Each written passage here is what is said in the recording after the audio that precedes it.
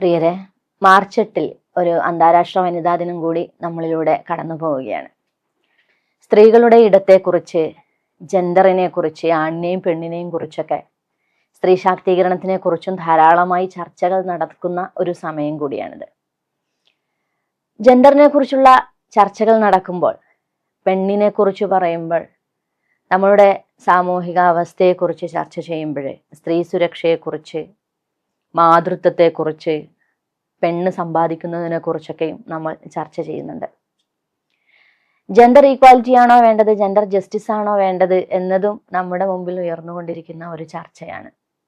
പക്ഷേ നീതി നടപ്പാക്കുന്നുണ്ട് എങ്കിൽ, നീതി നടപ്പിലാകുമെങ്കിൽ ജെൻഡർ ഈക്വാലിറ്റിയാണ് വേണ്ടതെന്നും, അതല്ല എങ്കിൽ ജെൻഡർ ഈക്വാലിറ്റി അല്ല ജെൻഡർ ജസ്റ്റിസ് ആണ്, ലിംഗനീതിയാണ് നടപ്പിലാക്കേണ്ടത് എന്നതുമാണ് ഇസ്ലാം കൃത്യമായിട്ട് പറയുന്നത്. കാരണം ഒരു ചെറിയ ഉദാഹരണം എടുത്തു നോക്കിയാൽ, ഒരു പ്രഗ്നൻ്റായ ഒരു സ്ത്രീയെ സംബന്ധിച്ചിടത്തോളം അവൾ ക്യൂവിൽ നിൽക്കുകയാണെന്ന് വിചാരിക്കുക. ഒരുപാട് പുരുഷന്മാരും ക്യൂവിൽ നിൽക്കുന്നുണ്ട്. അതുകൊണ്ട് എല്ലാവരും ഒരുപോലെയാണ്. ഇവിടെ സ്ത്രീകൾക്ക് പ്രത്യേകിച്ച് ഒരു പരിഗണനയോ ഒന്നുമില്ല എന്നതാണ് പറയുന്നതെങ്കിൽ നമ്മൾ അതിനെക്കുറിച്ച് പറയുക ജെൻഡർ ഈക്വാലിറ്റി എന്നതാണ്. ലിംഗപദവിയിൽ ഒരേപോലെ അർഹതയുള്ള പരിഗണന ലഭിക്കുന്ന രണ്ട് കൂട്ടർ. പക്ഷെ സ്വാഭാവികമായിട്ടും സ്ത്രീ ആ ഒരു അവസ്ഥയിൽ സ്വാഭാവികമായിട്ടും സ്പെഷ്യൽ പരിഗണന അർഹിക്കുന്നവളാണ്.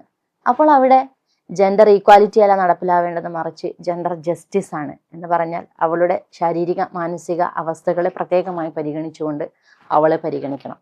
അങ്ങനെയാണ് ബസ്സിലെ സീറ്റുകളെ കുറിച്ച്, ഫീഡിംഗ് റൂമുകളെ കുറിച്ച്, വിദ്യാഭ്യാസ സ്ഥാപനങ്ങളിലെയും ലാബുകളിലെയും പ്രഗ്നൻ്റായ പെൺകുട്ടികളുടെ ഇരിപ്പിടത്തെക്കുറിച്ച്, അവളെ പ്രത്യേകമായി പരിഗണിക്കുന്നതിനെക്കുറിച്ച്, വിദ്യാഭ്യാസ സ്ഥാപനങ്ങളിലും തൊഴിലിടങ്ങളിലും കിഡ്സിനെ കെയർ ചെയ്യുന്ന പ്രത്യേകമായ സംവിധാനങ്ങൾ ഉണ്ടാകുന്നതിനെ കുറിച്ച് ഒക്കെ നമ്മൾ ഡിസ്കസ് ചെയ്യുന്നത്.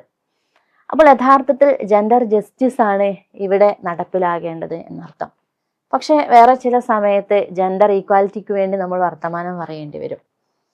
കാലങ്ങളായിട്ട് നമ്മൾ സമരം നടത്തിയിട്ടും ഇപ്പോഴും ചിലപ്പോൾ അനീതിക്ക് ഇരയാകുന്ന ധാരാളം സ്ത്രീകളെ നമുക്ക് കാണാൻ സാധിക്കും. പ്രത്യേകിച്ച് ചില തൊഴിലിടങ്ങളിൽ ഒരേ സമയം ജോലി ചെയ്തു തുടങ്ങി, ഒരേ സമയം ജോലി അവസാനിപ്പിച്ചാലും ആണാണ് എന്നതിൻ്റെ പേരിൽ കൂലി കൊടുക്കുന്നത് കൂടുതൽ അവന് കൊടുക്കുകയും, പെണ്ണാണ് എന്നതിൻ്റെ പേരിൽ ഒരേ തൊഴിലെടുത്താലും അവൾക്ക് കൂലി കുറച്ചു കൊടുക്കുകയും ചെയ്യുന്ന സാമൂഹിക അന്തരീക്ഷം ഇന്ന് പലപ്പോഴുമുണ്ട്. അവിടെ നമ്മൾക്ക് പ്രത്യേകിച്ച് പറയേണ്ടി വരിക, കാരണം അവിടെ നീതി നടപ്പിലാകുന്നില്ല. അതുകൊണ്ട് ഒരേ പദവിയിൽ ആളുകളെ പരിഗണിക്കണമെന്നും പറയേണ്ടി വരും. ഇസ്ലാം വളരെ മനോഹരമായിട്ടാണ് ജെൻഡറിനെ കുറിച്ചുള്ള വർത്തമാനങ്ങൾ പറയുന്നത്. അതിനേക്കാളും അപ്പുറത്ത് അല്ലാഹു സുബ്ഹാനഹു വ തആല വിശുദ്ധ ഖുർആനിൽ ഒരു ആയത്ത് പറയുന്നുണ്ട്. തീർച്ചയായിട്ടും നിങ്ങളിൽ അള്ളാഹുവിൻ്റെ അടുക്കൽ ഏറ്റവും ആദരിക്കപ്പെട്ടവൻ, ദൈവത്തിൻ്റെ അടുക്കൽ ഏറ്റവും ആദരിക്കപ്പെട്ടവൻ നിങ്ങളിൽ ഏറ്റവും സൂക്ഷ്മതയോടുകൂടി ജീവിക്കുന്നവനാണ് എന്നതാണത്. ആണെന്നോ പെണ്ണെന്നോ വ്യത്യാസമില്ലാതെ, നീ ആൺവർഗത്തിൽ ജനിച്ചു അതുകൊണ്ട് നിനക്ക് കൂടുതൽ പൊസിഷൻ, നീ പെൺവർഗത്തിൽ ജനിച്ചു അതുകൊണ്ട് നിനക്ക് കൂടുതൽ പൊസിഷൻ എന്നതിനപ്പുറത്തേക്ക് നിങ്ങളിൽ ആരാണോ ഏറ്റവും സൂക്ഷ്മതയോടുകൂടി ദൈവഭക്തിയോടുകൂടി ജീവിക്കുന്നത്, ആ മനുഷ്യനാണ് റബ്ബിൻ്റെ അടുക്കൽ, ദൈവത്തിൻ്റെ അടുക്കൽ ഏറ്റവും ഗ്രേറ്റ് പൊസിഷൻ എന്നാണ് ഇസ്ലാം അതിനെക്കുറിച്ച് സംസാരിക്കുന്നത്. നമ്മൾ ജെൻഡറിനെ കുറിച്ച് സംസാരിക്കുന്ന സമയത്ത്, വുമൺ എംപവർമെന്റിനെ കുറിച്ചും സംസാരിക്കുന്ന സമയത്ത് ചിലപ്പോഴൊക്കെ നമ്മൾ മറന്നുപോകുന്ന കുറച്ച് കാര്യമുണ്ടെന്ന് തോന്നുന്നു. ഫിനാൻഷ്യലി എംപവർമെന്റിനെ കുറിച്ച് സംസാരിക്കുമ്പോൾ സ്ത്രീയും ജോലിയെടുക്കണം, അവളും സമ്പാദിക്കട്ടെ, അവനെപ്പോലെ സമ്പാദിക്കട്ടെ, അപ്പോഴാണ് കുടുംബത്തിൽ ഒരു ഈക്വൽ പദവി കിട്ടുക എന്നുള്ള വർത്തമാനങ്ങൾ നമുക്ക് മുമ്പിൽ നടന്നു പോകുന്നുണ്ട്.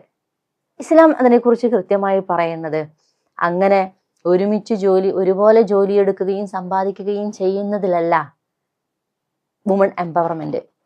ജോലി ഇഷ്ടമുണ്ടെങ്കിൽ അവൾ ജോലി എടുക്കട്ടെ, അവൾ സമ്പാദിക്കട്ടെ. കാരണം അതിനെക്കുറിച്ചും ഇസ്ലാം കൃത്യമായിട്ട് പറയുന്നുണ്ട്. ഒരു മനുഷ്യന്റെ ആയുസ്, സമയം, അവളുടെ സേവനം, ഒരു മനുഷ്യന്റെ സേവനം, അവൻ സമ്പാദിച്ച അറിവ് അതെങ്ങനെ പ്രയോജനപ്പെടുത്തുന്നു എന്നതൊക്കെയും, ഊർജം, ആരോഗ്യം, സമയം, ഇതിനൊക്കെ കുറിച്ചൊക്കെയും തീർച്ചയായിട്ടും നാളെ അന്ത്യനാളിൽ അള്ളാഹു ചോദിക്കുക തന്നെ ചെയ്യും. ഓരോ മനുഷ്യനും അതിനെക്കുറിച്ച് കൃത്യമായിട്ട് ഉത്തരം പറയേണ്ടിയും വരും. കാരണം തൻ്റെ സമയം, തൻ്റെ അറിവ്, തൻ്റെ സമ്പത്ത് എങ്ങനെ സമ്പാദിച്ചു, എങ്ങനെ ചെലവഴിച്ചു, എങ്ങനെയാണ് തൻ്റെ യൗവനമുണ്ടായിരുന്നത്, കൗമാരം, ഇതിനെക്കുറിച്ചൊക്കെ, ആരോഗ്യാവസ്ഥ, ഇതിനെക്കുറിച്ചൊക്കെ ചോദ്യം ചെയ്യുക തന്നെ ചെയ്യും.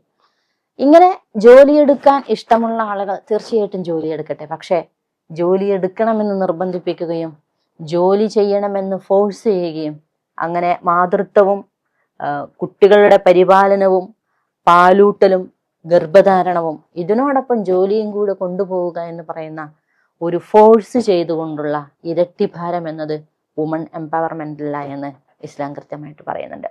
സാമ്പത്തികമായിട്ട് ചിലവഴിക്കാനുള്ള ബാധ്യത, അധ്വാനിക്കാനുള്ള ബാധ്യത തീർച്ചയായിട്ടും പുരുഷനാണ് എന്ന് ഇസ്ലാം കൃത്യമായിട്ട് പറയുന്നത്. എന്നാൽ ഒരു പെണ്ണിന് കിട്ടുന്ന മഹർ സ്ത്രീധനത്തെക്കുറിച്ചല്ല.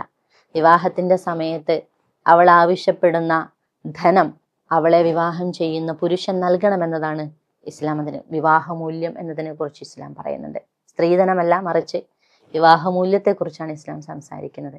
അങ്ങനെ വിവാഹമൂല്യമായി കിട്ടുന്ന മഹർ, അനന്തരാവകാശവുമായി ബന്ധപ്പെട്ട് അവൾക്ക് ലഭിക്കുന്ന സമ്പത്ത്, ഇനി അവൾ ജോലിക്കാരിയാണെങ്കിൽ ജോലി മുഖേന അവൾക്ക് കിട്ടുന്ന സാലറി, ശമ്പളം എന്നിവ അവൾക്ക് ഇഷ്ടമുണ്ടെങ്കിൽ മാത്രം കുടുംബത്തിന് വേണ്ടി ചിലവഴിച്ചാൽ മതിയാകും. അത് അവളുടെ ഔദാര്യമാണ്.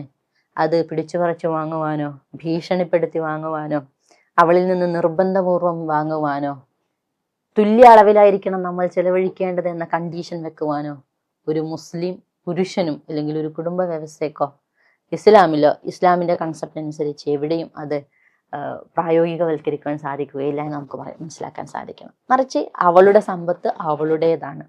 അവൾക്ക് ഇഷ്ടമുള്ളതുപോലെ, ദൈവധിക്കാരത്തിന്റെ വഴിയിലല്ലാതെ അവൾക്ക് ഇഷ്ടമുള്ളതുപോലെ അവൾക്ക് ചിലവഴിക്കാം എന്നതാണ് ഇസ്ലാമിന്റെ സാമ്പത്തികവുമായി ബന്ധപ്പെട്ട പെണ്ണിനോട് പറയുന്ന വളരെ മനോഹരമായ വർത്തമാനം എന്ന് നമുക്ക് കാണാൻ സാധിക്കും.